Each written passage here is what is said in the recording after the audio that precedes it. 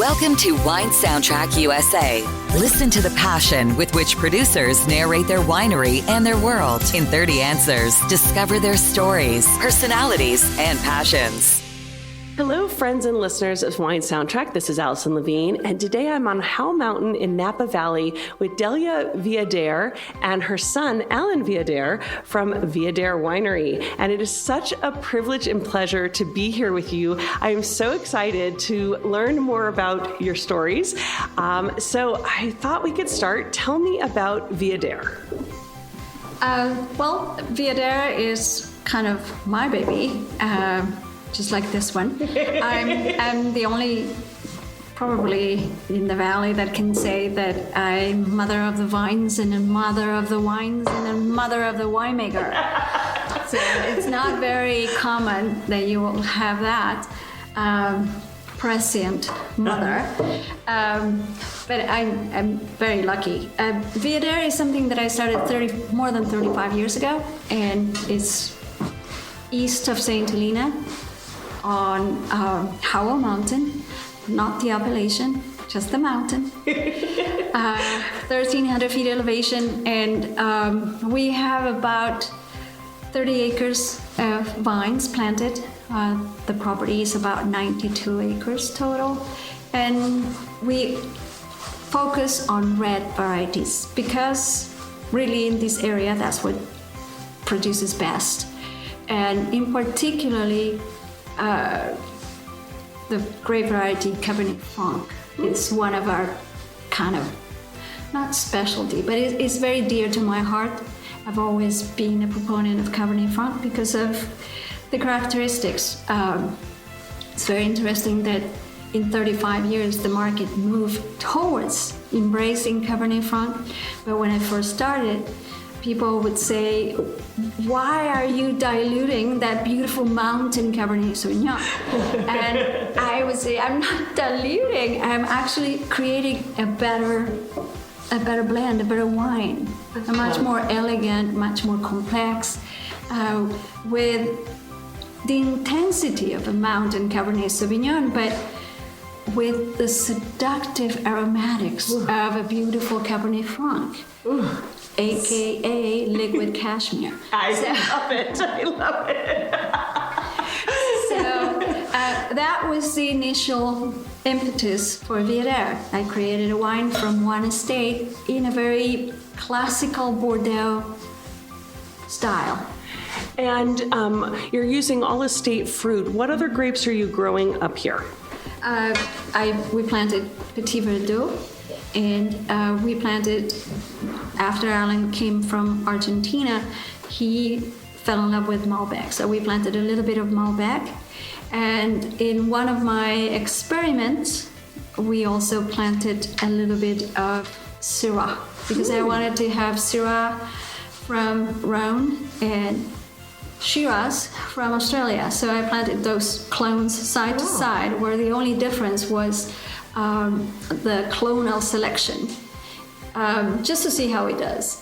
And it did very well, but it's very difficult to market Syrah in America. Very few people really are understanding Syrah. They don't know what to expect.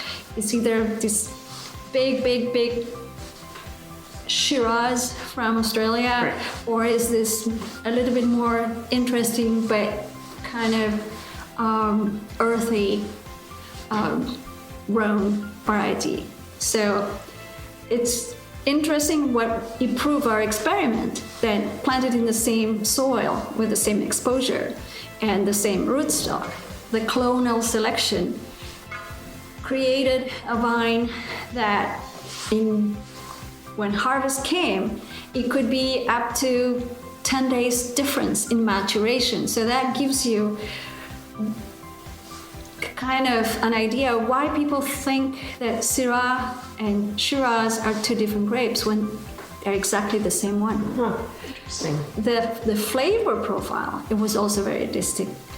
We used to kid each other, as with Alan, we would try all kinds of winemaking techniques to try to extract and, shine the light on certain characteristics that we thought Syrah should convey.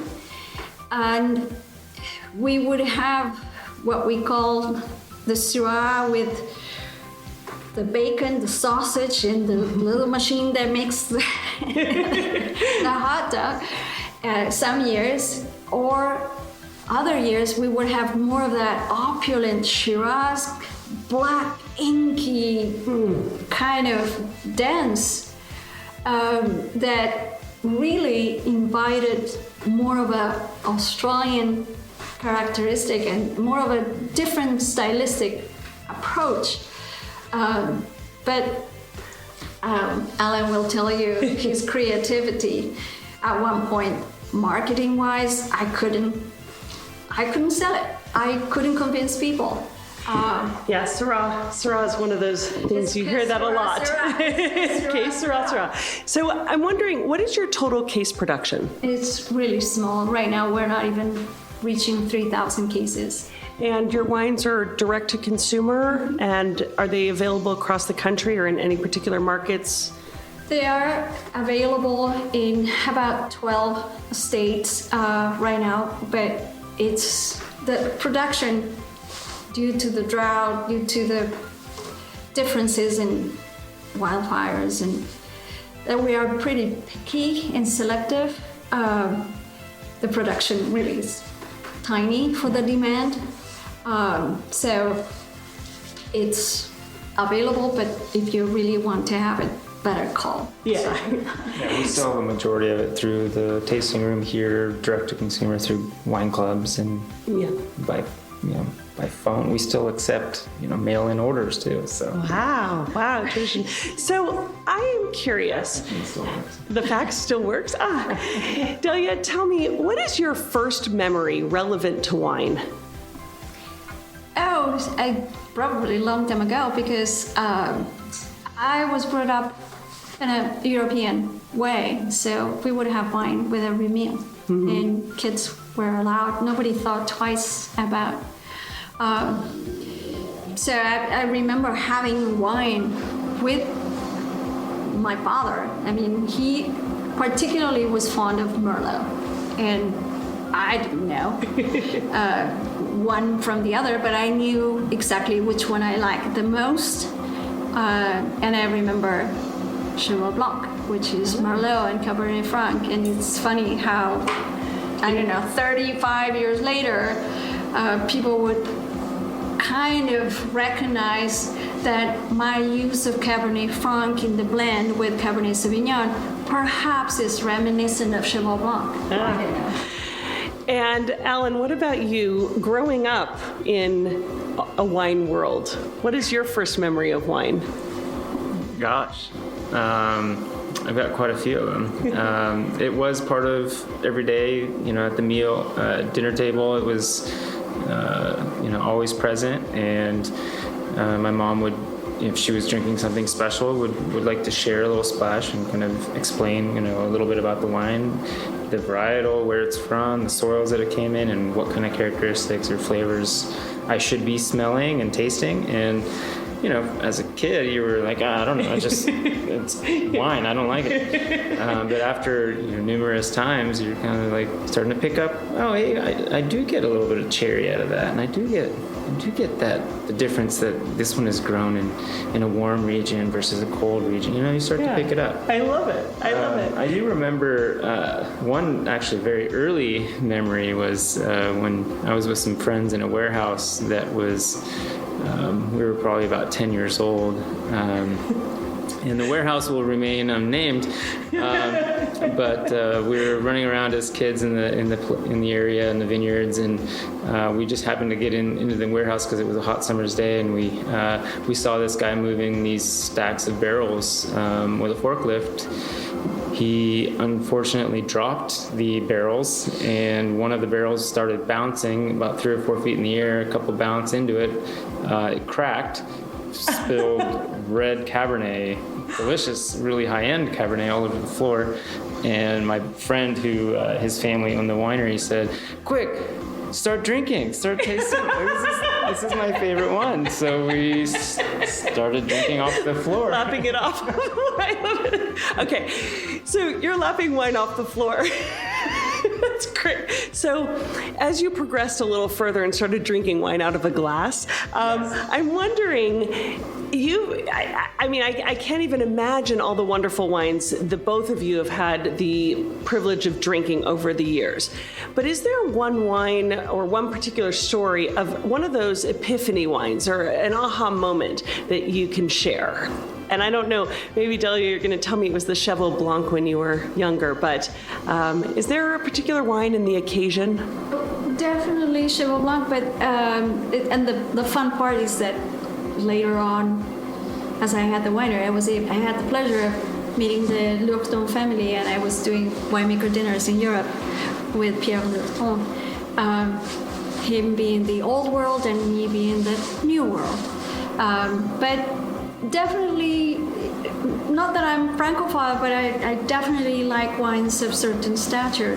I like Italian wines. I really like Sassicaia also, which is kind of a super Tuscan but made in the Bordeaux style. I tend to like that style, and I tend to like a special type of structure that is delivered with a velvet glove. I don't like wines screaming in your palate. Yeah. I like wines just whispering.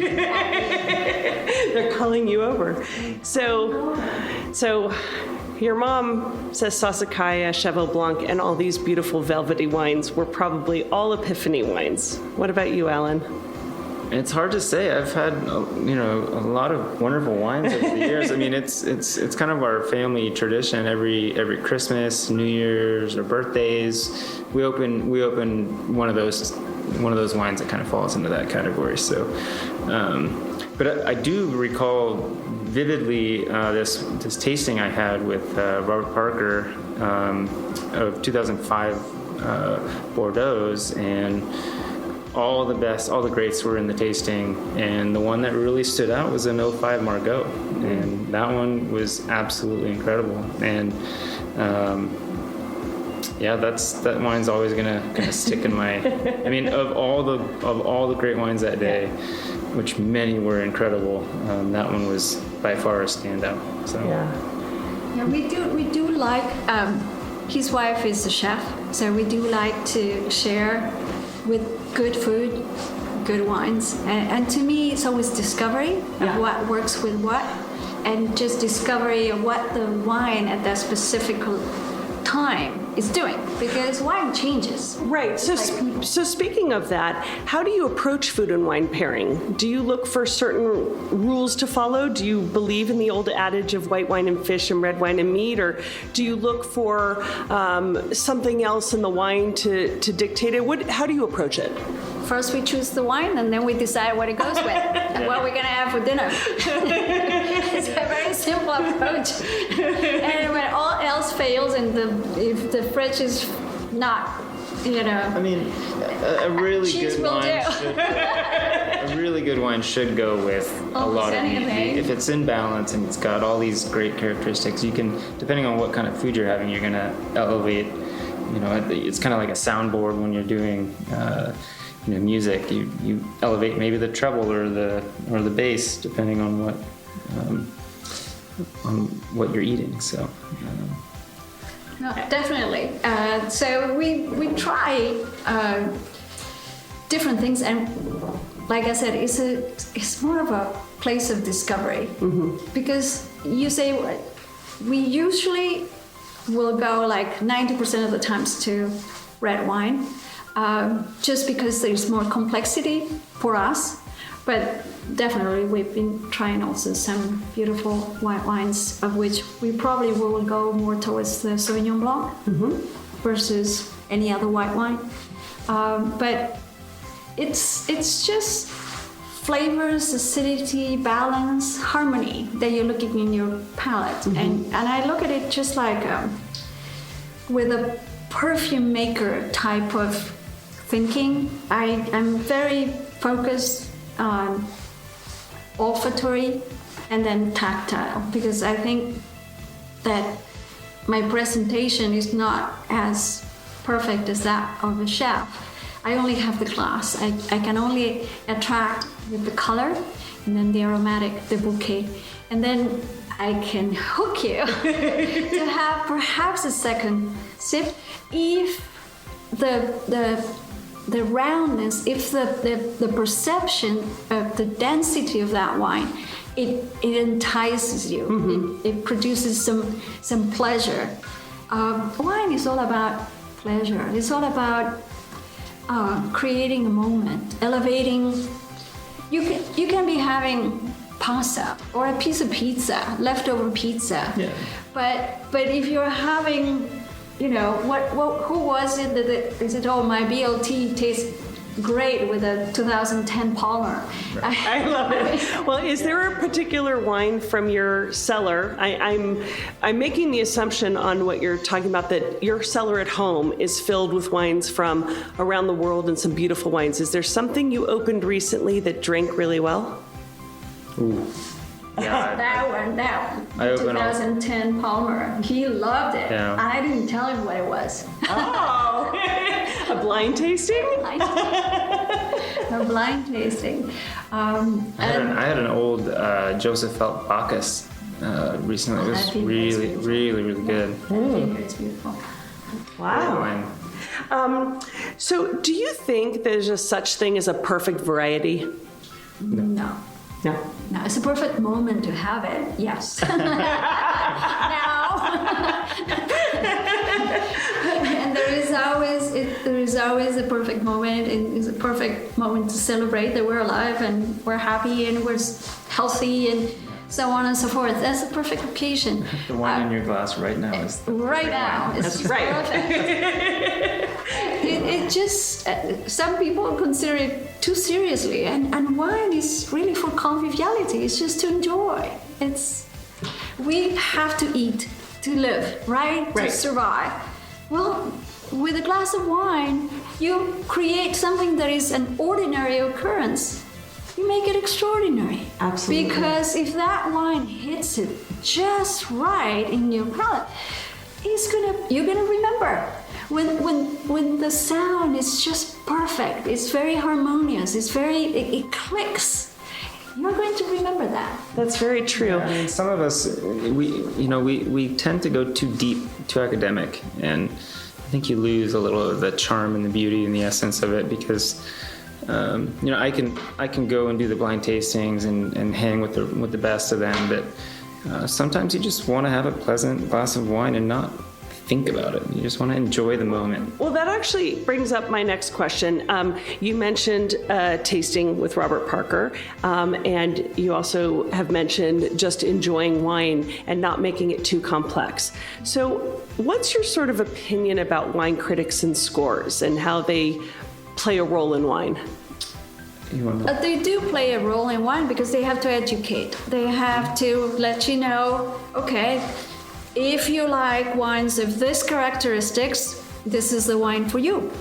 And if you like wines of these other characteristics, then this is the wine for you. I think that each collector or wine aficionado or wine passionate person can really calibrate their taste and go with the wine writer that most approaches their taste. Yeah. Because there isn't anything right or wrong about taste. It's the same way that you can talk about beauty. What is beautiful to you is beautiful to you, period. It's in the eye of the beholder. It's in the eye of the beholder. The same way with wine. If you like it, it's beautiful for you. And that's it. Nobody needs to tell you.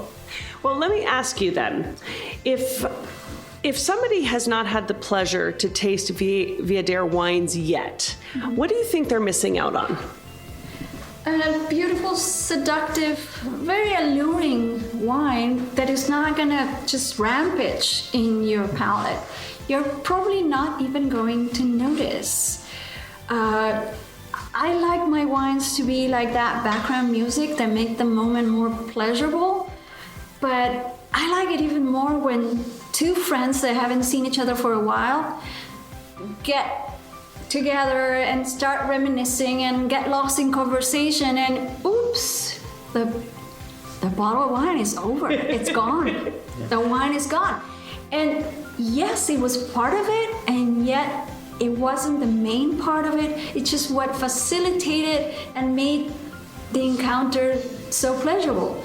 We all have those moments, and the wine was there doing its job.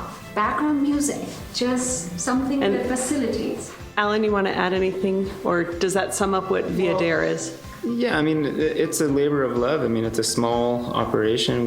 We do everything meticulous, the farming, the selection, the hand selection, down to the vine level. Then we do all the small artisanal kind of handcrafted things that you would expect, small single barrel fermentations and the like. It's a family affair. I mean, I grew up helping in the vineyards and helping in the cellar during harvest. My kids helped me this harvest. I'm getting the boys out to help for sure. So, I mean, it's a family operation that I think you sense it when you're here, when the hospitality here is very warm and welcoming, and the wine is also very warm and welcoming. The story is warm and welcoming. The whole thing is just a nice experience, a nice package. So if space aliens were to land on your property right now, which of your wines would you want to welcome them with? And you can have different wines. I don't know. But assuming you want them on your property? Of course. Oh, okay. Of course. Maybe, I don't know, I would give them the V. Yeah, I was thinking the same Magnum thing. of V would be something. Ooh, they get a Magnum. Ooh. Well, because the V needs a lot of time to kind of settle, and it lasts forever. It's a Petit Verdot. I'm assuming they're light years away. It's gonna Light years away, it's gonna taste fantastic. by the time you get home. No, honestly, it is a varietal that for winemakers, it hasn't become the holy grail like Pinot Noir is, but it has become for me. I made it. When you get it right, it's When you pretty get incredible. it right, it's very has very high natural acidity, and it's very bold and linear. So when I started blending it in '98, it was more of a trick to my fellow winemakers that would not think that a wine that it was always a blending varietal could make it as a main character in the play. So that's how I started. That's why I started with V. I was trying to put a square peg in a round hole. And that's why it's the wine for aliens. But they get a Magnum. I mean, my goodness, what treatment. So you're living on your property. We're up on Howell Mountain. The vineyard is all around us or next to us, How much variation do you see in the time you've been here and making wine vintage to vintage? Do you see a lot of variation, or do you see more similarity? More similarity. I mean, I know people think that California is continuously on a drought. I still remember that we used to have rain. Still remember, have good memory. But the drought cycles are getting longer. I mean, many more times without rain. But we're looking at the possibility of climate change. We're looking for the future. We're looking 20, 30, 40 years from now, what may happen. Mm-hmm. So the opportunity that the fires gave us in taking some of our vines is an opportunity to explore varieties that we like, that perhaps will do better if the climate were to progressively get warmer. And winemaking, it's not for today or tomorrow. I started this 35 years ago, continuing with my son continuing with his son or daughter. Door is open to any of the grandkids. It's always decades. You have to. There's always a little push for an extra kid, right? They're free labor until they're 18, as far as I'm concerned. But the whole thing is we have a vision that is generational, not for today or tomorrow. So we're always looking at the possibilities of creating something unique and of this place that will really showcase what we have here. So I mean, to continue on, every vintage does have its own voice, its own story, sure. But there is a similar style that, Viader will always taste like Viader year after year. You're going to have these little blips here and there due to climate and the growing conditions, but it's our job to show those, showcase those variations, but it's also our job to have a, very consistent style for Viader. That's different for the V and different for the black label. They all have their own little personalities. To us, V has a distinct style and personality that we taste blind from a barrel, and we can tell you whether it's V quality or not. It's not quality, but V kind of characteristic. Yeah. So are there signs or predictors that you look for that can tell you what a vintage might be giving you? Yes, definitely. What signs are we mean? In terms of opulence or restraint, yes, we do. You can kind of see I sense it as I'm outside farming it. So you can tell that it's a hot, dry year this year, and I can tell it's going to be a concentrated, crop, similar to how 2013 was. And when you're out there wandering around, you ever speak to your vines? Oh, yes. Wandering. Aimlessly wandering. Aimlessly wandering? Yes, no. I used to speak to the vines. I don't think Alan speaks to his phone. He has them all marked and sensed and calibrated. I have a bunch of sensors and apps and different things, but I'm boots on the ground to kind of back it up. It's all part of the toolbox. Yeah, absolutely. But Delia, you used to speak to the vines? What would you say to them? Because I would see when they were clamoring, and I would. You can sense if they're really stressing past the level of. And at that time, I didn't have all the sensors that Alan, all the toys that Alan has. You go back to the basics. You put your hand on a vine on the canopy, and if it's hot in the middle of the day, it's stressed. It's not producing. It doesn't have enough water to produce, vapor to cool itself off. They look tired. They do look tired. They turn away from the sun completely. So they're talking to you as much as you're talking to them. You understand their body language, definitely. I love it. So you're a family business, and it's the two of you, mother and son. I'm curious if you've established any sort of rituals that you do at the start of harvest or at the end of harvest. No sleep. That's the ritual? That is the usual. We harvest at night. Toast with a bottle of champagne. And we toast with a bottle of champagne. We kind of bless the grapes, and then we drink it. with everybody.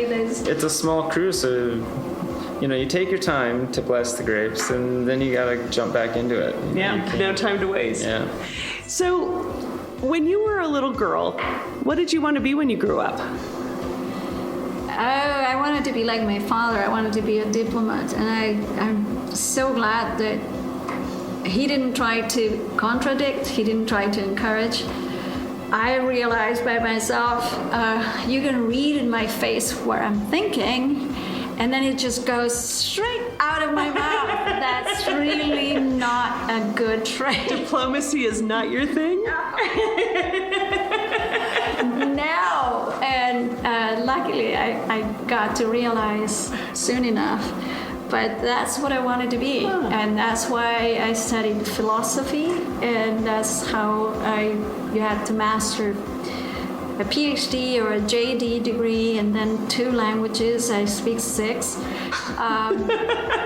to go into the diplomatic court education. But it's a long story. It took me to making wine in Napa Valley. My father was kind of joking, but he was very diplomatic. He says, after all the money I pour into your education, all you want to become is a farmer?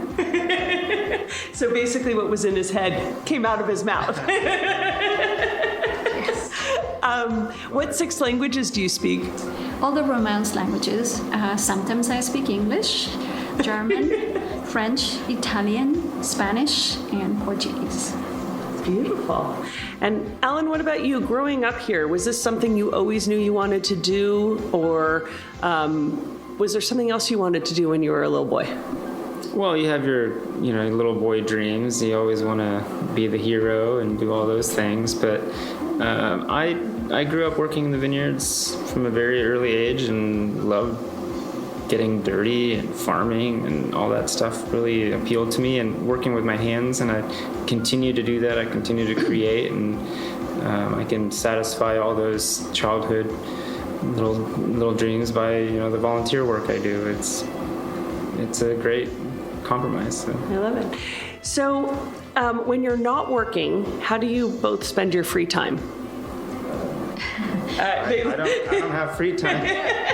So I have 3 kids, 3 wonderful kids that we're raising in Yountville, and we sometimes we'll walk to the model bakery and have a little sausage sandwich and walk the dog, and that's about all there's time for. All there's time for. I do a lot of volunteer stuff. So I'm a volunteer fireman. I'm also search and rescue. So not too much time. And your volunteerism has probably been very busy of late. And I'm a avid adventure camping overlander type guy, so survivalist type thing. Yeah. So. What about you, Delia? Do you have more time for a little more than a walk to the bakery? Your kids are grown, so. Now my kids are grown, so I can dedicate more time. I'm just an avid reader and an avid reader of history. I continue to be a philosopher at heart.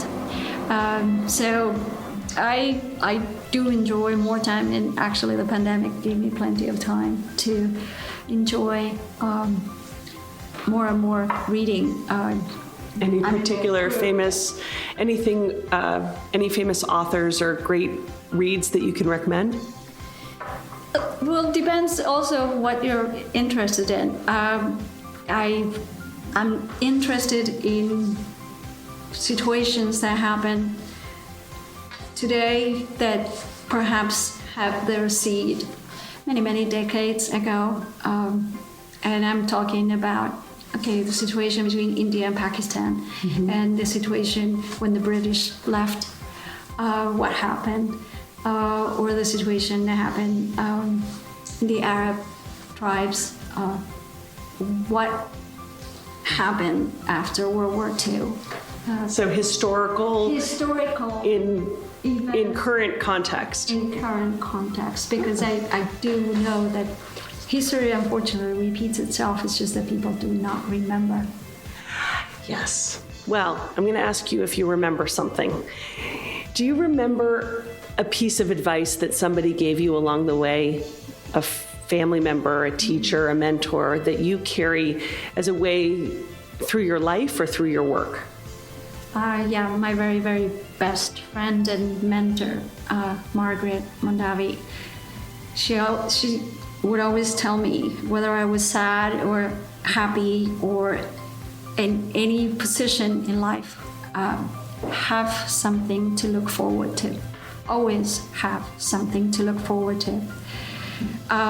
It really keeps you in the future, keeps you in the mood, keeps you moving, keeps you looking ahead, and allowing you to visualize where you want to be and not get stuck with whatever is happening. That's how I've been able to get over whatever disaster comes my way, no matter what. There's always a solution, so it's a question of having something to look forward to. I love that. What about you, Alan? A piece of advice, maybe your mother gave it to you or somebody else? Well, yeah, my mom always told me, she always did tell me to do something productive when I was a lazy teenager doing nothing. And actually, we were joking, but this is stuck with me. I'm always trying to do something. Like, I can't just sit and do nothing. I have to be productive. So if I have some spare time, I'm in the backyard gardening or fixing something or, sanding a table or whatever it is. And then somebody, I don't remember if it was a famous quote or not, but live in the present because it's a present. It's a gift. So. Mm-hmm. Well, you have a very nice sign in your bathroom that I saw that speaks to that. Speaks to that, and many customers mention it, and I really truly believe it. We give you a full day, 1,444. We all have the same 24 hours. Everybody gets given the same gift. It's only one to a customer. Mm-hmm. Treat it. It's fragile. Treat it well. Mm-hmm. And there's no rebates, and there's no repeat, and there is no, it's like, it's only one. Live it to the fullest. Yeah, I love it. I noticed it. Well, when you look back at your careers, and I'm by no means saying that it's over, but when you look back at your careers, what would you say is one of your proudest achievements so far? I haven't finished. Oh, of course not. I'm talking looking backwards, not looking forwards. I know you're all about looking forwards. We're just going to look back for 1 second. Looking back, that's another piece of advice. You never look back when you're running forward. That's true. That's true. It's kind of difficult, but reflect on the back. We're not looking back. We're just reflecting. That's the whole point of me making the book for my granddaughter when she was born, because I knew that whenever she grew up, she wouldn't have any idea what it took, the time it took to create what we created, where Daddy comes to work every day. And also because, like every little kid, she had the idea that Nona was born old. And I said, no, at one point I was young. And I wanted to put it in a book so I could put all the pictures and all the stages, the faces, because I created all of this estate that you see, piece by piece, but baby piece by baby piece. Mm-hmm. In my head, I had the final, but I didn't have the cash. And so can we say that that's a proud achievement, that piece by piece I achieved something. I created something there. Luckily, my son appreciates enough to continue. And also, in reflection, 35 years ago, there weren't a lot of women creating piece by piece to the position you're in. Well, I mean, if you were to go back in time, I mean, this was a pile of rocks and rattlesnakes and not much else. This is one of the steepest vineyards in the Napa Valley. I mean, everybody told her that it could not be done. And okay, Alan, you can't take your mom's accomplishment. I am not. I'm just saying how incredible it was to make it happen. What about for you? I mean, I've only accomplished wines, so I can look at the wines and say, one of my favorite wines that I made was, maybe the 2016 Black Label. Although 2017 is right on its heels. I said one proud, so you can have many. So you can have the 16 and the 17. And that was a very good vintage. I mean, great growing season. Everything was just in balance, beautiful and elegant. It was a really nice season. So it was good. Love it. Well, I wonder if you can complete this sentence for me. Ooh, ready? A table without wine is like? A day without sun. You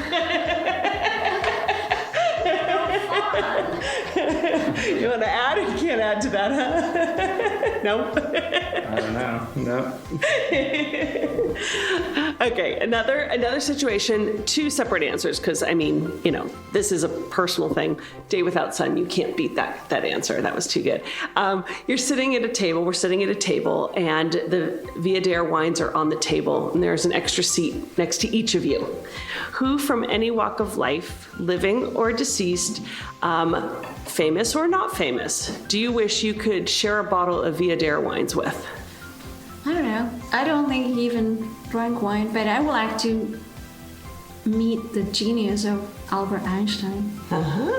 Because he was esoteric, he was a great observer.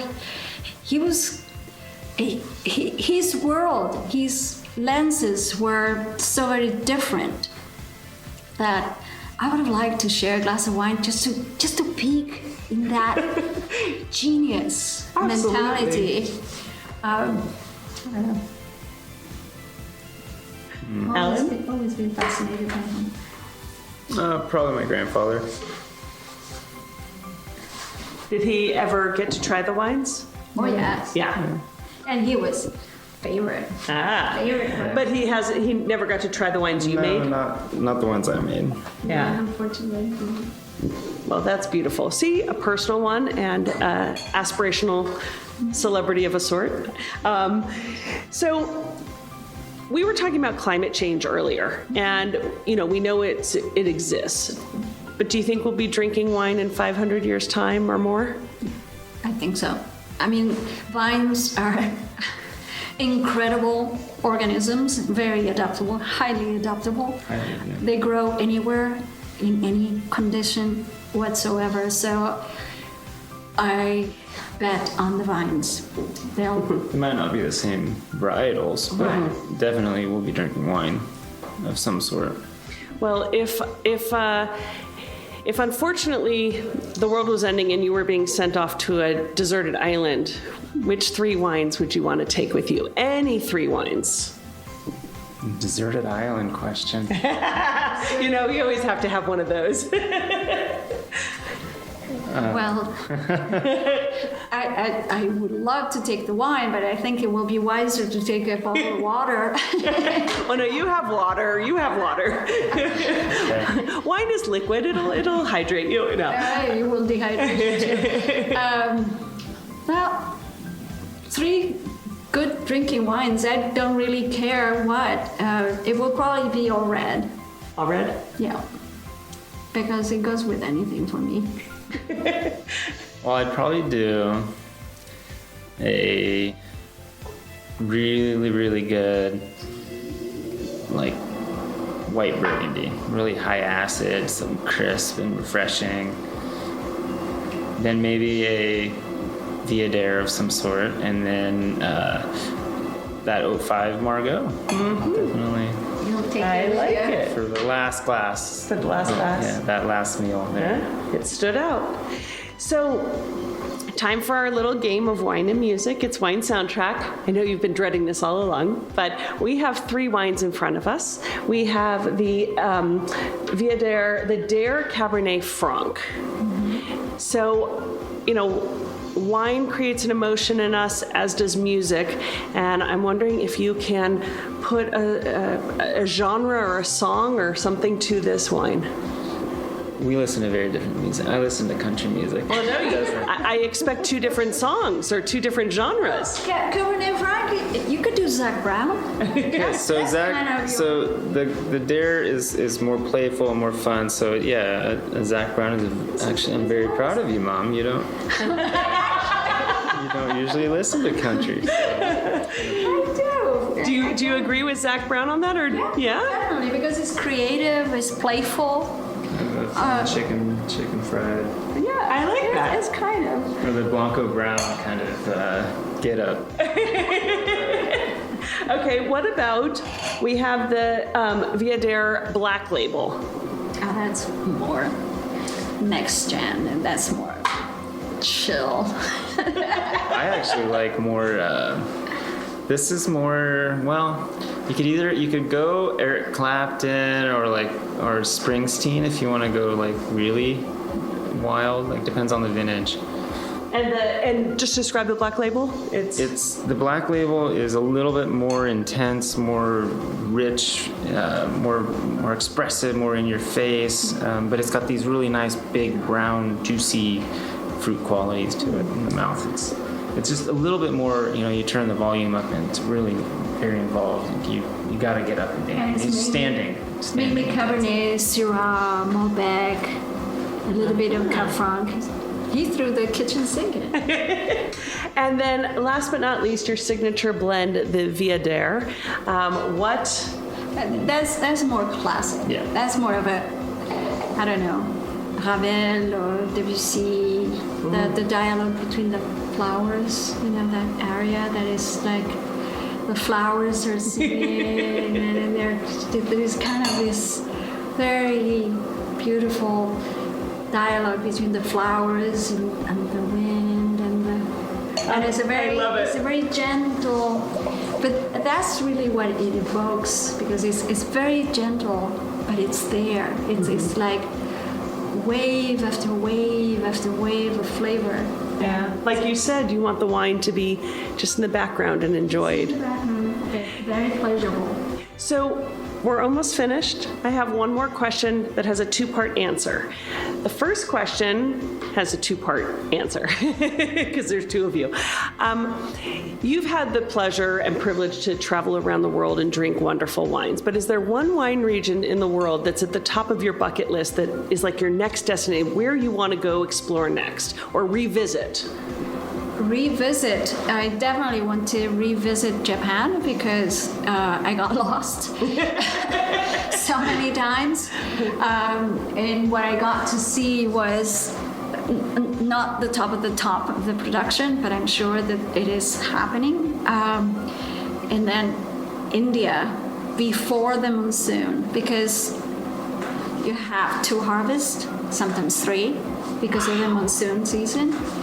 I do enjoy getting to know wines where they are made, and I get to talk to winemakers that are as passionate as me, because you have to love it. Yeah. You absolutely have to love it.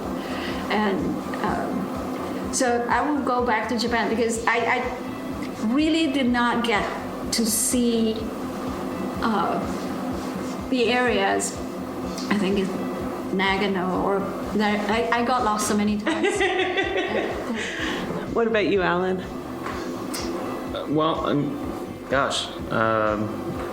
I love Europe. I would love to revisit Europe. Maybe revisit Portugal. Had an incredible time there. Incredible wines, very approachable, easy to find at very low prices, and just the lunches there are amazing, like 4-hour lunches. It's just kind of a standard thing. Amazing. It's pretty incredible. Or Madeira. Well, all these Vino Verdes and different whites. I mean, delicious It starts wines. with vineyard, but it was with port, and it just gets to your head. There's incredible stuff. But one place that I've never been, or the area that I've never been, is down under. I've never been to Australia or New Zealand. I'd love to go see the wine regions down there. Well, you have a lot of planning. Japan, Australia, New Zealand, India, so many places to explore. But for somebody who wants to come here to Napa, and this is the second part of the question, how can they find Viader wines and how can they visit you? www.viader.com. Tastings at viader.com. Yeah, we're really small, very boutique, private tastings. So, we do book up. So, if they can give us a call as soon as they kind of have the idea in their head that they want to come to Napa Valley, then we can fit them in. I mean, we want to see people. This is how we share the stories. You do it in person. So, we're available on the website with all that contact information. So. Fantastic. Well, it is some of the most spectacular views I've seen, so it is definitely worth, if you're coming to Napa, to book a visit here. Really spend a couple of hours looking at the views, tasting these beautiful wines, and if you're lucky, you'll meet Alan and Delia. And I want to thank you both for joining us on Wine Soundtrack. Thank you. Pleasure's mine. Thank you. Pleasure. Thanks for listening to a new episode of Wine Soundtrack USA. For details and updates, visit our website, winesoundtrack.com.